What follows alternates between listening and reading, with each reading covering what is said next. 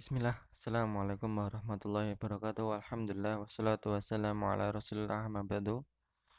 Kelas 12 rahimani wa rahimakumullah. Saya ucapkan jazakumullah khairan bagi yang sudah mengirim tugasnya, meskipun hanya segelintir anak ya. Kurang dari 5 kayaknya. Nah, berarti yang dengerin cuman 5 kayaknya. Kalau enggak ya kurang dari itu. Nah, tapi enggak masalah. Tidak akan mengurangi semangat anak untuk menyampaikan. Pernah kami jumpai ketika di Masjid Nabawi terdapat majelis-majelis ilmu. Sudah ma'ruf ya, di sana ada majelis-majelis ilmu. Yang terkenal di sana ada Ustadz Firanda, ada dahulu ya, ada Ustadz Abdullah Roy, ada Ustadz Anas Burhanuddin dan yang lainnya. Naam, eh di sana ada beberapa majelis ulama ya. Ustadz Firanda jamaahnya banyak. Terus kemudian ada Ustadz Syekh namanya Syekh Abdul Musin Al-Abad Al-Badr tuh paling banyak juga. Banyak sekali di sana. Nah, tetapi ada seorang guru yang hanya sedikit majelisnya. Satu, dua, tiga. Bahkan ada seorang yang di sana tidak punya jamaah, tapi dia tetap mengajar. Yang ngajar siapa? Yang ngajar orang yang lewat itu.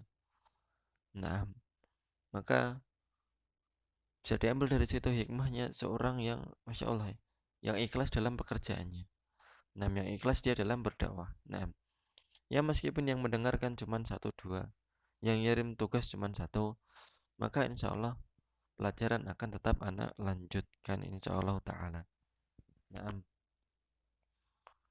teks yang pertama tentang seorang yang bernama Bu Hasanah, seorang pribadi yang pendiam, memiliki tekad yang luar biasa. Suaminya bekerja sebagai buruh lepas.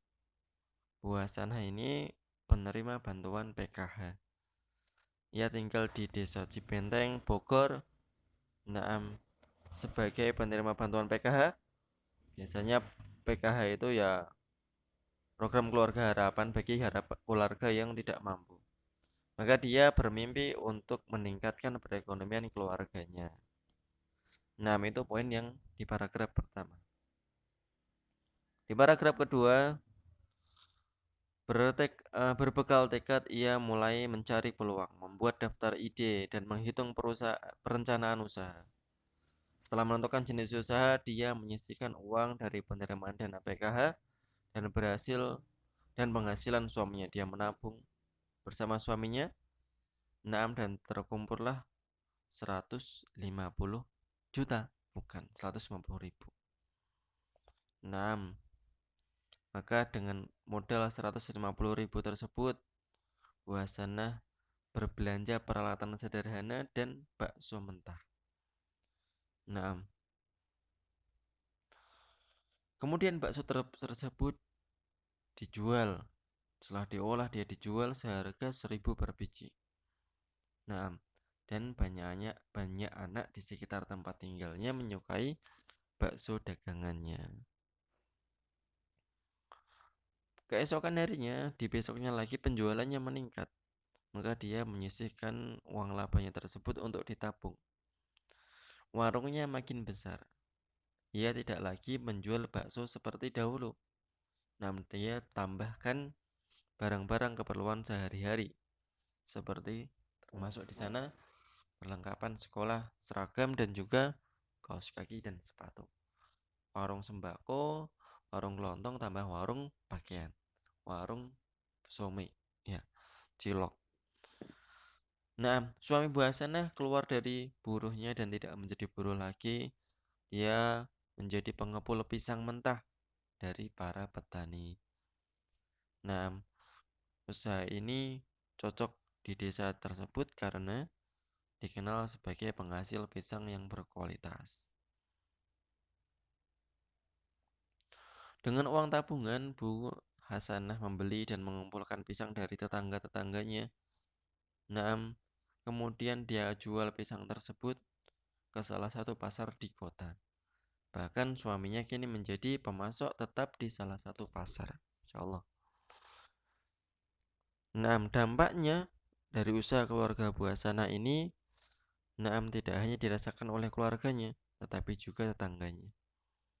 Kini para tetangga menjadi karyawan, punya karyawan sekarang Bu Hasanah di warung dan mengantarin pisang ke pasar yang ada di kota. Anaknya juga berhasil menempuh pendidikan di salah satu perguruan tinggi swasta di Cianjur. Sambil sekolah, sambil kuliah, dia mengelola usaha potong rambut. Masya Allah. Ini ubet ini. Ini bahasanya kalau kita ya itu ubet cari rezekinya. Nah, setelah usahanya maju, maka Bu Hasanah membangun warung permanen di pinggir jalan yang strategis. Nah,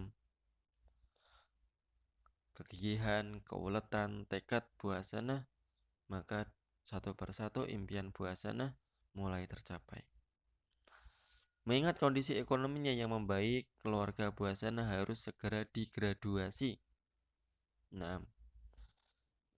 Dari obrolan dengan petugas pendamping PKH, Bu Hasanah sepakat untuk mengikuti graduasi mandiri. Mereka ikhlas jika harus graduasi mandiri agar orang lain mendapat giliran menjadi peserta PKH. Graduasi apa tuh?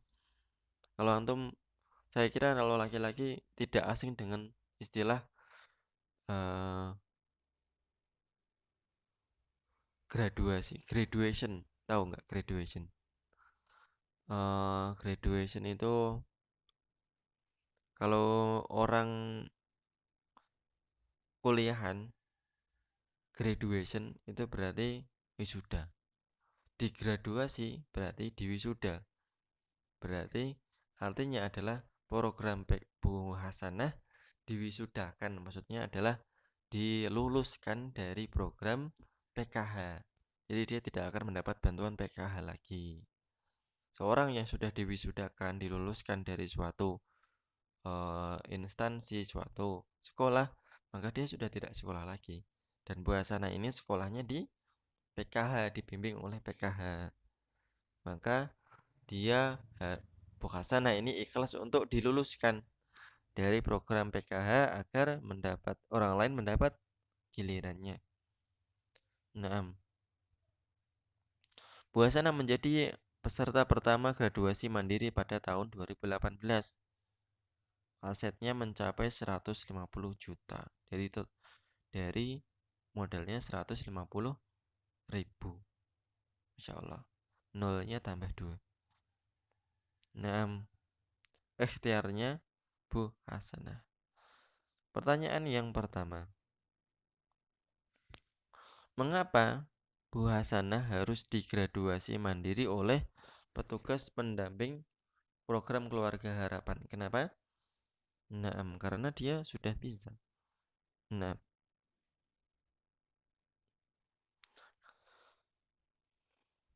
di sini yang jawaban yang tepat adalah yaitu usaha yang dikelola Bu Hasanah makin berkembang sehingga perekonomiannya sudah membaik. Ini mencakup semua jawaban yang di bawahnya. Ya, ini jawaban yang paling umum yang dia mencakup di bawahnya. Kemudian yang kedua di sini gak ke foto ya. Jadi saya bacain aja. Berawal dari manfaat program PKH, Bu Hasanah memiliki modal untuk berjualan bakso. Seiring dengan kondisi ekonominya yang makin baik, keluarga Bu Hasanah harus segera digraduasi mandiri. Manakah pernyataan-pernyataan yang menunjukkan informasi penting dalam teks tersebut? Jawaban lebih dari satu. Yang pertama, Bu Hasanah menjadi penerima manfaat program Keluarga Harapan sejak tahun 2009. Betul apa salah ini? Betul. Berarti ini salah satu informasi penting Bu Hasanah, yaitu termasuk penerima PKH tahun 2009.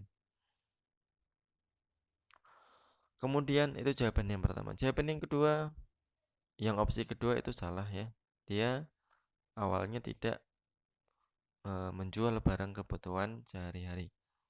Kemudian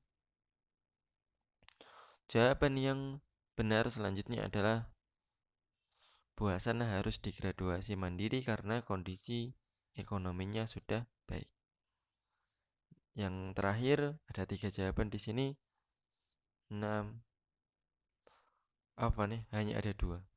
Karena jawaban yang setelahnya suami Bu Hasanah menjadi penjual pisang di salah satu pasar kota, dia bukan ya, bukan penjual pisang. Dia pemasok pisang. Salah satu pemasok pisang yang ada di pasar. Kalau penjual pisang berarti dia orang yang menerima pisang dari pasokan suaminya Bu Hasanah dan dia menjualnya di pasar. Nah, jawaban yang tepat hanya 2, yaitu opsi A dan opsi D. Nah, saya kira cukup dulu dari saya. Assalamualaikum warahmatullahi wabarakatuh.